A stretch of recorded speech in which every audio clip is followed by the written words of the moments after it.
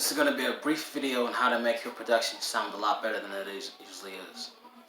The first tip, if you're doing production, always make sure you have a lot of breathing room on your track so you can let the artist shine on the track as well. A lot of times, people will compress all these sounds together and think it's how it's supposed to sound, and it usually ends up making it really dull and lifeless.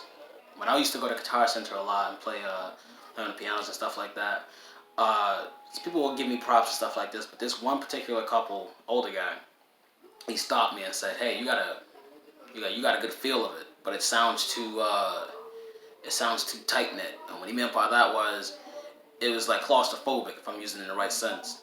You gotta let your notes breathe and take it to other places that you never even thought it could do on its own. So, for example, right?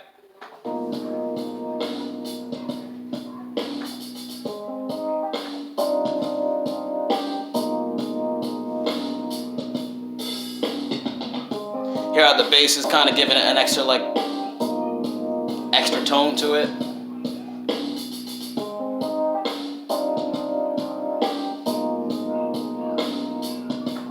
So it's giving it a new sense of direction in the track.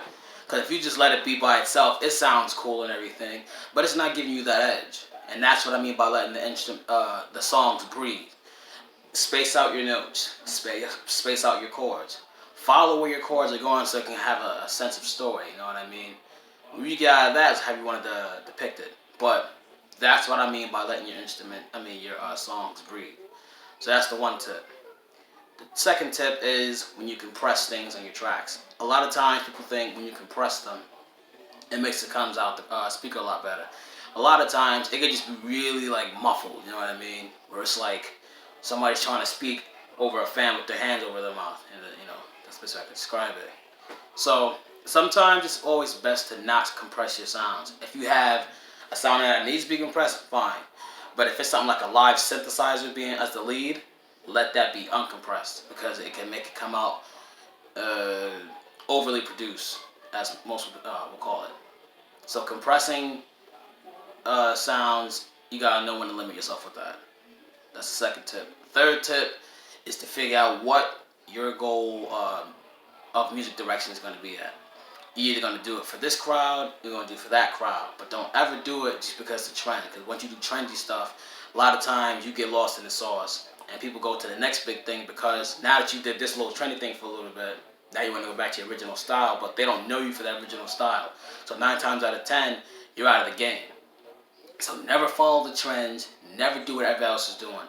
If you feel like using real drums and hi-hats and stuff like that in your production is what you want to do, you do it. Because not everybody needs to do 808s, 808 claps, 808 snares, 808 hi-hats. Because trap style stuff is not for everybody. And it's not something we should all be doing. It's too saturated for that. We need to have different sounds, we need to have different directions and different kind of stories being told in music production. So those are those 3 tips.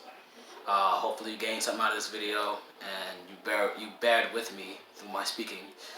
And yeah, if you guys need more tips, let me know in the comments below. Send me an email. My email address below. It's somewhere down in there. And I'll see you guys next time.